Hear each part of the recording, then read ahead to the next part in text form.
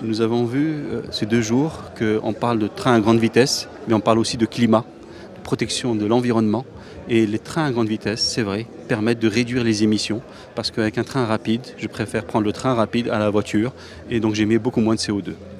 Maintenant, le Borak montre aussi que ce train peut utiliser de l'électricité verte. Et aujourd'hui, avec le travail qu'a fait l'ONCF, il y a un schéma où toute l'électricité pour le Borak vient de parcs éoliens. Et vous voyez que nous sommes dans un modèle complètement vertueux et sans émissions. Enfin, il y a les trains à hydrogène qui arrivent. Nous avons vu que ça fonctionne déjà en Europe. Et ces trains, demain, peuvent fonctionner dans notre pays.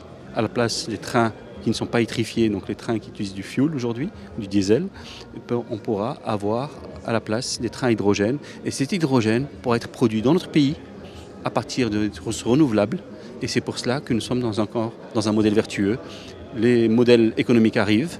Nous sommes dans un schéma où on parle d'hydrogène vert pour tous les secteurs, pour la décarbonation de l'industrie, mais aussi la décarbonation du transport. Les trains, les bateaux demain et bien sûr les voitures aussi fonctionnent déjà parfois à l'hydrogène dans certains pays.